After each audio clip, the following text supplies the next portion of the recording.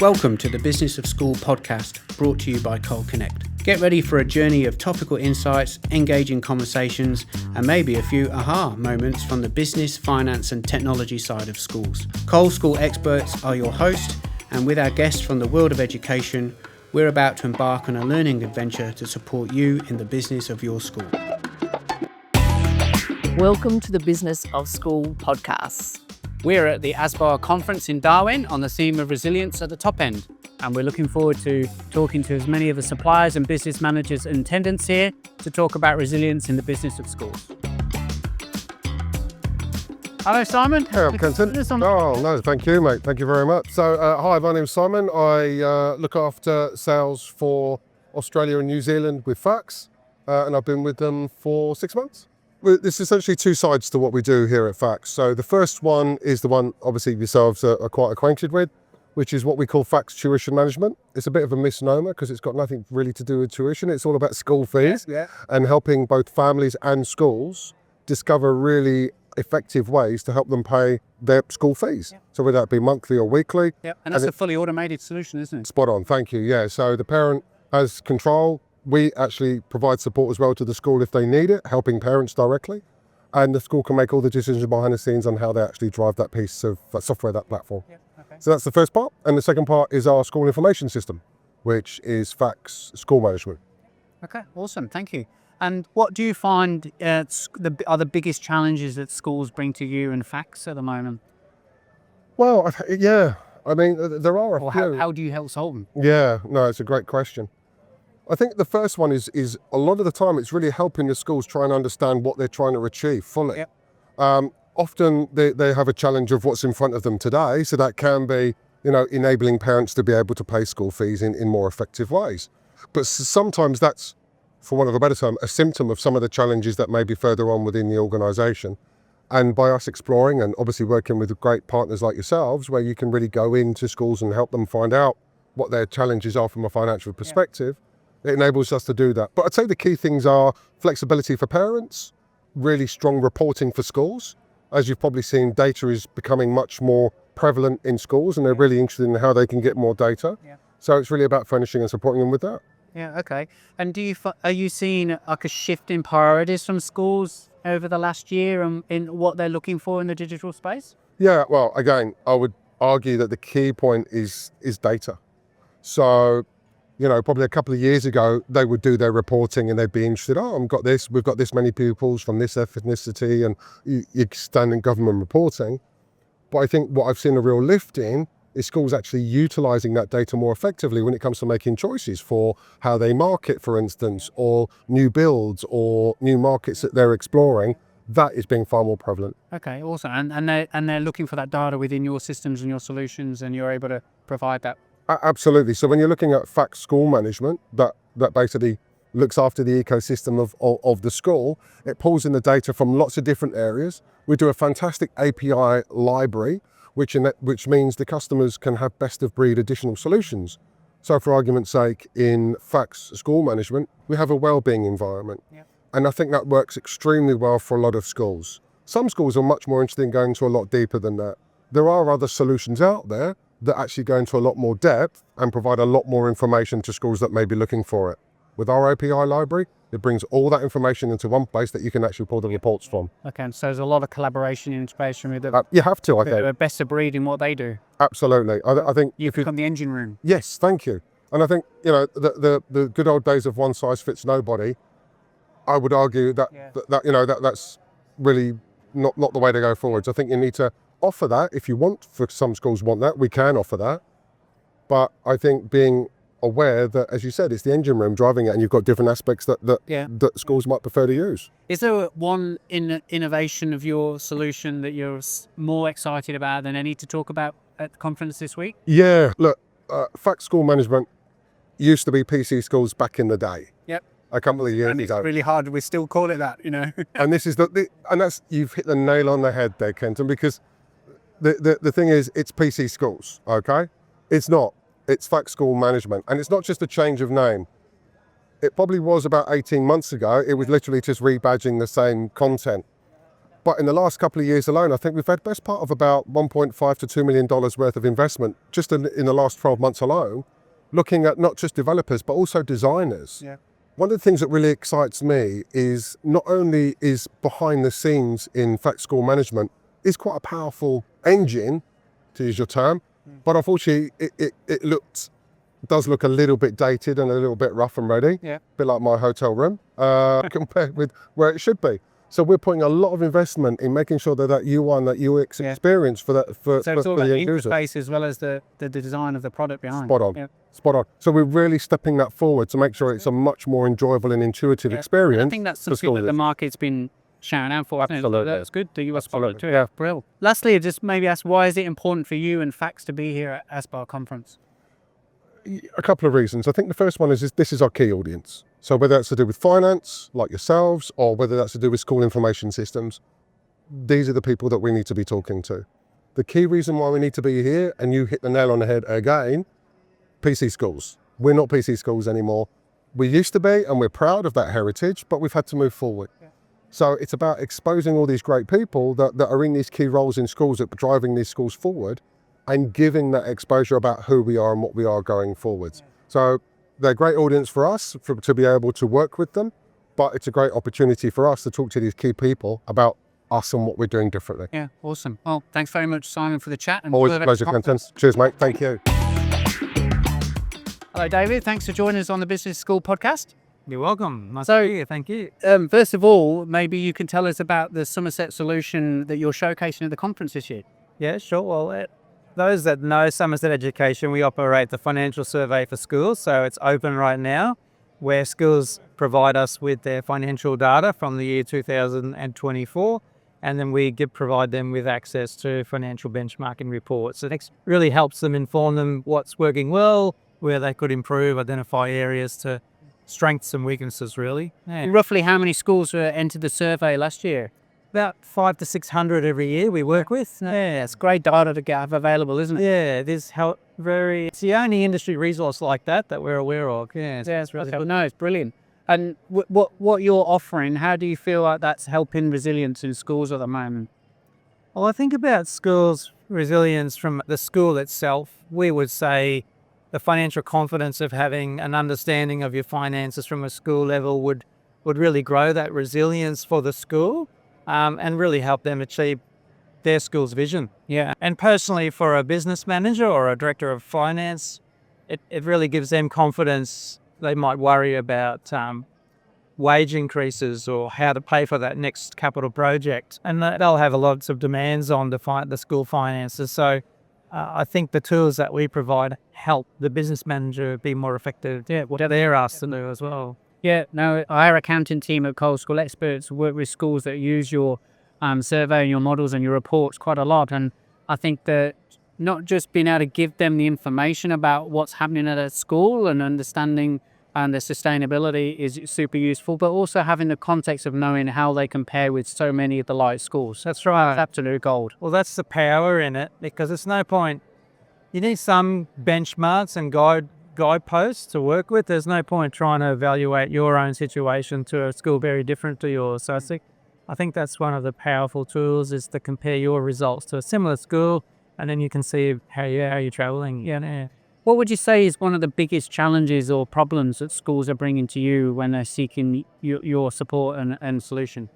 Yeah, most of the time, generally it's always wage increases for staff. Yeah, I bet at the moment. And also just how to fund the rising cost of construction with capital project. It's just gone crazy, isn't it? Business managers and finance staff, they're always trying to meet their current needs with their current service, but also thinking ahead the next year or two or three, how to fund that new building. And the Somerset tools are super useful with doing that. I mean, how to look ahead and to look at all those factors as well, aren't they? Yeah. So you had to present that to your board or your finance committee as well, look at it strategically. Yeah, that's right. Yeah, so there's simple tools that give a high level strategic view, and then there's people that really want to get into the details. So we've got detailed budget models that we provide and help schools from both sides. Yeah. So why is it important that you and John bring Somerset to the ASBA conference? What's it important to you? Well, it's great meeting. I was talking to a business manager earlier that has been in his role for 30 years. Wow, that's amazing. At the same school. Yeah. And so you get to connect with people that know Summers Education, have used the tools for a long, long time. In fact, he's been using it since it started. Okay, OG. Yeah. But there's also a lot of new business managers that are seeing this information for the first time. So to connect with them and show them, that's really rewarding and helpful to them. Yeah. Because they're new. I don't know where to kind of start as far as evaluating their finances. So it's just refreshing to talk to them. And I think as wise in the sector, we're there to try and support schools. That's right, yeah. And them and let them know we exist. So that's right. That's good. Well, thanks so much for joining us on the podcast. I've been a really good chat today, and all the best for conference. Thanks very much. Thank you. Bye. Thanks. Right, we have Charlotte from Crow and Findex with us on the podcast now. Welcome, Charlotte. Thank you, Kenton. First of all, just tell us about what services you're showcasing at ASBA conference this week. Okay. So we're here on behalf of Crow and Findex. Two hats, but one same organization. We are a dual branded organization. So under Crow, we go to market for audit and assurance. And for all of our wonderful other services, it's under Findex. So it ranges from cyber, tax, digital consulting, data science, a whole host of wonderful things that we're here to share. Yeah, excellent. Well, thanks for being with us. And maybe you could give us some idea of some of the challenges schools are bringing to you personally and your organisations at the moment in the school sector. Big and small organisations, we do find a lot of similarities, but everyone has their way of tackling the challenges, and we're here to help where we can. It's usually an organisation that wants more clarity and in the numbers and some guidance on key initiatives that they have in mind at the moment. So support both the finance operationally and strategically as a school. Exactly. Yeah. Okay. Excellent. Have you noticed a shift in any priorities that schools are having to focus on in the work you've been doing with schools? We are finding quite a number of schools have a particular focus on their payroll area, ensuring that there aren't any underpayments taking place. Yeah. That's one of the key offerings that we are sharing with delegates at ASBA 2025. We have a platform where people are able to upload their EBs and get the help of AI to analyze and advise whether they are underpaying or overpaying in some cases from the last 5 years of data. And if they weren't to make a change, and they set on the same trajectory, what that would look like for them. No, that's great. Payroll compliance is a big topic at the moment. We're finding that with our services too. So there's a lot of concern out there for schools, and there's a lot of consequences as well if they're not getting it right. So that's fantastic. Yeah. What's your best advice to school leaders to help them nurture resilience in schools at the moment, especially from a finance perspective? Maybe like what sort of things do school managers need to be looking at? I think it's always important to have a good network of people where you can bounce ideas off. Yeah, this is why this conference is so good for that, isn't it? Exactly. Yeah. So we have, all the wonderful service providers here. Talk to your colleagues at other schools, see what they're doing. A lot of the times there may be similarities in what their challenges are that they're facing. So it's a good idea to keep good people close. Yeah, no, good. Definitely. And that's the theme that we're hearing from lots of people. They're really appreciating the support they've got in collaborating with everybody that's in attendance here and the school sector generally. Like, we're in this together. Let's help each other. That's fantastic. Why is it important for you and your organisation to be at the conference this week? Well, the space is always evolving, and needs of different schools change over time. Yeah. And we need to be at the forefront. And this allows us a direct connection with the people we serve. So it makes sense to be here. Great. Good. Well, I hope you have a great week. We're enjoying ourselves, and it's been awesome having you on the podcast. Thank you, Charlotte. Thank you very much. Thank you. Right. Hello, Jim. Thanks for joining us on the podcast today. Thanks, Kenton. Good to be here. Introduce yourself to the audience of where you're from and what your role is. Sure. Jim Barry, Director of Business Services, West Moreton Anglican College. semi-rural, just outside Brisbane. Yeah, excellent. And we've worked with you for a few years. A few years, yes. Yeah. So it's been good getting to know you and the team. What does resilience at the top end ASBA conference mean to you in your role? It's just a great opportunity to get together with people that there's no competition. Everyone really has the same problems. Yeah. Everyone's got to deal with teachers. Everyone's got to deal with parents and fees and enrolments. So it's just a great opportunity to find out that you're not on an island. Yeah, that's a consistent message we're hearing from business managers. They're saying like it's a good forum to be in when you realise you're not on your own. Like there's problems shared. Yes. Yeah. And could you maybe share with us one of the biggest challenges that you've been faced in the last year at your school? Certainly for me, individually, it's been around managing some of the governance issues. So we're in a fairly significant capital build program at the moment. Yeah, okay. So our college council and our facilities subcommittee are taking very close interest in that, as is our finance committee as well. So that's proving to be very challenging time-wise for me, with extra committee meetings, extra work. So I'm finding that what used to be probably 35% of my role in terms of governance support, and the other part was college school support, has flipped on its head this year, and it's up around more 65-70%. So it means that for me, trying to support my team, my focus is sort of looking up at this governance and reporting process rather than helping through the day. Yeah, okay. And time is just such a valuable commodity, isn't it, in the schools, in the finance and business teams?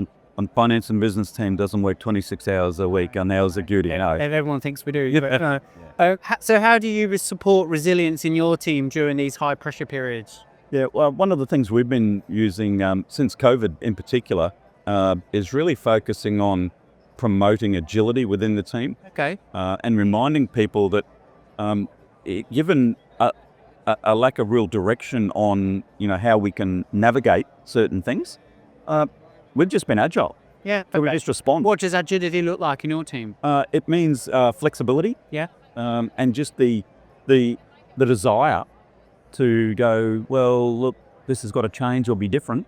How do we get an outcome, and be outcome focused? Yeah. So Okay. we're not stuck in the reactionary. No, what have we got to do? I'm certainly not reactionary, not stuck in the emotion of a particular instance. Dealing with the facts, and giving people a bit of agency to just deal with a situation. Yeah. And then if they get stuck, they put their hand up and look around the room for some support. And everyone supports each other. Yeah. And what the outcome is that you're trying to aim for. Brilliant. What's one emerging trend you think will shape the future of school business? I think the governance aspect from a broader picture is going to be a challenge for us. All right. So you need to expand on what you mean by the good. Yeah, sorry. Thinking more around the compliance aspects of what we're doing, and the reporting of that. People are very nervous now about what their obligations and responsibilities are, and that flows through from within Queensland changes to blue card requirements and a lot more onus placed on teachers, for example. Yeah. And when you flow that through from a teacher to an accounts person, through to we've got more counsellors on campus than we've ever had, and people requesting copies of information from years ago on council file notes, and then through to the principal, college council coming to grips with what's their actual liability in a lot of this space. So I think that's an area that's it's evolving, and it's uncharted. So I think that's a big thing. Well, we're definitely hearing chatter from the business managers as well with the same concerns. Is that something else that you're hearing out there at conference, the delegates, are people concerned about this? Yeah, it's funny, I talked about one of the reasons to come to something like this was to network in with people who have like problems. Yeah. People tend not to be talking about what's your fee increase or how your debtor collection going. What you have to deal with right now. Yeah, it really is about that. Well, what's this thing going to look like next week, next year, in just the change in landscape. Yeah. Okay. Good. What's one myth about school business management that you think you'd like to bust while here on camera on the podcast? A myth. Well, you mentioned one a moment ago. I mean, my kids at home still think I should be at home every school holidays. That's a good one. I like that. That's just the myth is that we're on holidays in school holidays. Yeah, I think it's that myth that people outside of school think that anyone that works in a school is essentially a teacher. So they work their hours of duty. They work 40 weeks a year. Yeah. And that's just not real. And we spend a lot of time inside our college making people aware that when they go, have a great holiday, we put our hand up and go, well, hang on a moment. There's still a few dozen of us here still working. I definitely remember when I was a business manager in a college, it was the school holidays you look forward to because you get stuff done and you're not going to get disturbed.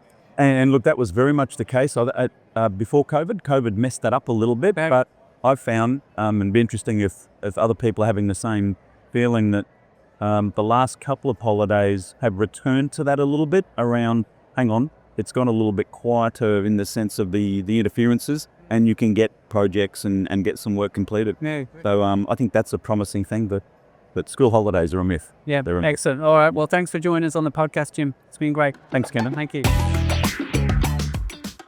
Well, we've got Kerry Ann here from Westpac. Thanks for joining us at ASBA podcast. Most welcome. Really nice to see you. You said you were going to talk to us about one of your innovative features that you're excited to tell everyone about here at conference at Westpac. What's that? So whilst there's a couple of new things for schools, what we have recently introduced is our dynamic virtual card. That sounds intriguing. It really is. So it's not to replace your traditional corporate cards. It is more of a virtual solution. Okay. And what that is you might have someone come into the business and they say that would like to go on a trip, and that trip is tomorrow. Now you don't have time to issue a traditional corporate card. Yeah. And we've got a solution now where you can virtually issue a card to your phone. Oh, brilliant. So the I business imagine manager, that happen all the time in schools. It does. And look, it works for schools and does work for other industries, but we found in the school space, the feedback that we've received so far, it is very new. The feedback we've received is great. So there's reporting models, but essentially is you can have a card issued to a phone through the app, and it can be accessible within a couple of minutes. So really, you're not waiting for Australia Post to deliver a... So then they just use that as in their digital wallet or on the app on the phone. Exactly. And the reason it's working so well is that it's customizable. So if you want that card to only last for a day, it'll only last for a day. If you want it for a month, it can be for a month. And you put an issue at specific limits as well. You can also suggest where you can and can't make purchases. Yeah, okay, awesome. So like teachers going on excursions and things like that, issue it through to their phone. Brilliant. My favourite part is you obviously issue it to an individual as long as they have an email address with the school. Yeah. But you don't have to complete identification requirements. Yeah. So the business manager might own the facility, but can control who those cards are issued to. So it helps with removing petty cash as well. Yeah, awesome. Yeah. Let's make schools cashless. That's right. Yeah, brilliant. I still don't mind a bit of cash, but yeah, it's a great solution. It seems to be working quite well. That's really good. And yeah, we're building out on the reporting side as well for making the reconciliation of those cards a little easier. Excellent. Well, Westpac have always been very active in the school sector, a big supporter of ASBA. Why is it important for you and your team to be here at the ASBA conference in Darwin? Look, I think we represent the education space. I look after independent schools. I've been to a number of ASBAs as well, and I think it's important for us to have a presence at these conferences because it's a learning for us, and if we want to be in that space, we need to make sure that we're across everything, understand what's important to schools, because that's important to us as well. Yeah. And I think that's what people think in the exhibition, the supply and the vendors, they're all there to sell a product, but so much of it is being a sponge, isn't it? And just absorbing what the needs of schools are so we can adapt what we do to be able to support them too. It's like, that's a really good point. Yeah. It's a two-way thing, isn't it? It's a lot, and it's great to meet, business managers from other states. And actually, I was talking to someone who's from New Zealand, and the challenges they face are very different to what we're seeing here. But it's a really good idea to have a presence here, and we enjoy it just as much as everyone else. Yeah, bro. Well, thank you for sharing your insights with us on the podcast. Enjoy the rest of the conference. Thank you. And that's a wrap for this episode of the Business of School podcast. We've enjoyed the conversation today and would love to have you join us for future episodes. Please hit the subscribe button and follow the links below to find more information and resources to support you and your school team. Until next time, keep being innovative, keep being awesome, and remember, there is always opportunity to improve on the journey. Thanks for connecting.